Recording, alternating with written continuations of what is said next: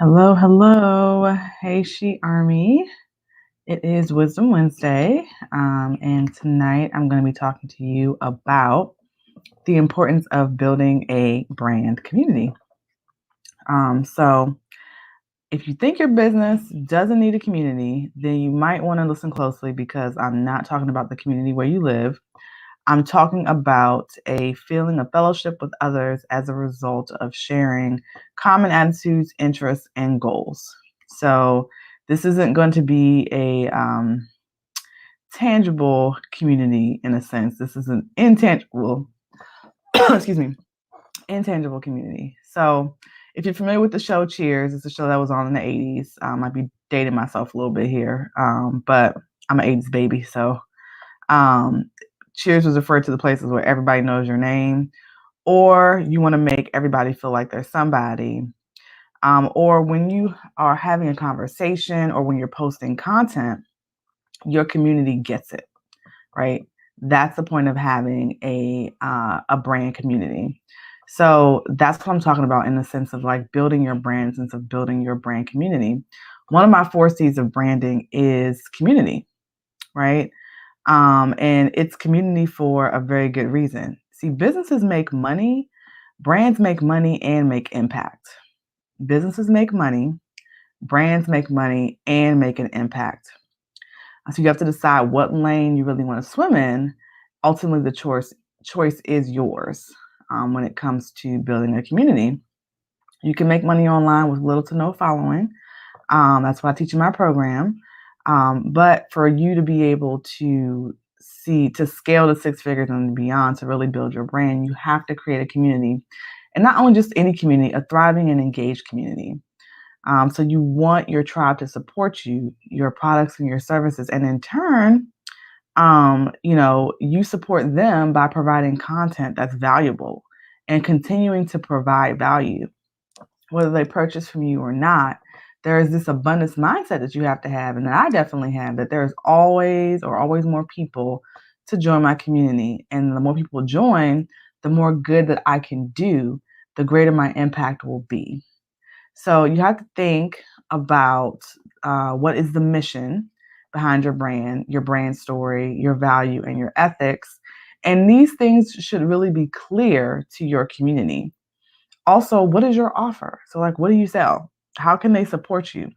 All these things they should know, they should have a good idea about, right?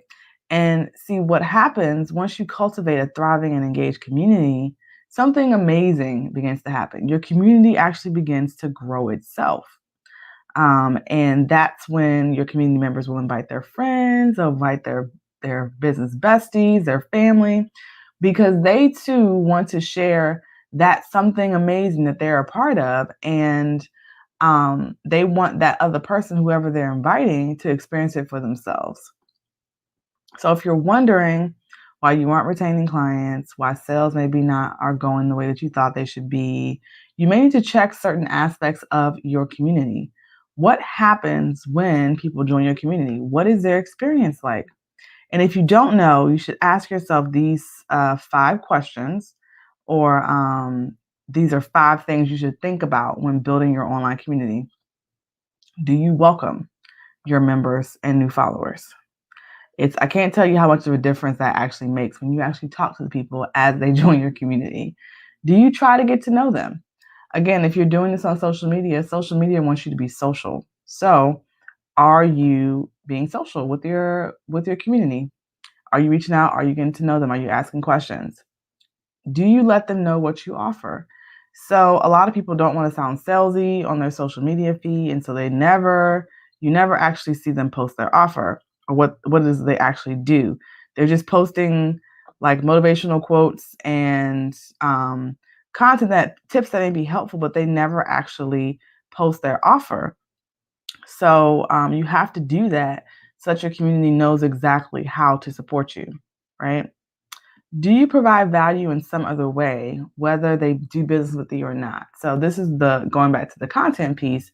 Does your content motivate, inspire, educate, or entertain before you make the offer? So again, are you motivating, inspiring, educating, or entertaining before you make the offer?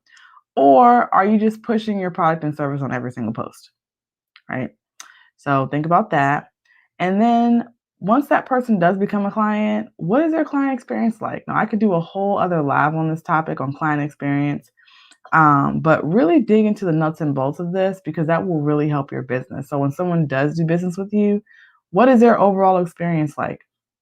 Make sure that it's top notch so that they will continue to refer people and continue to do business with you, right? All right, guys. So that's really it for this evening. Let me know in the comments if this was helpful, if this resonated with you, whether you're watching this now or later. If there's a particular piece of this that you have a question on, go ahead and drop that in the comments, and I will make sure that I respond to you. If you're looking for feedback on how you can build an online community with little to no following, no email lists, definitely book a clarity call with me. And I'll be happy to give you some feedback and we can look at your strategy for community building and building your brand. I think that's all I have for today, guys. So definitely feel free to DM me personally at Crystal Renee on all handles, Facebook, Instagram, and Twitter. You can DM Simply She on Facebook at I Simply She.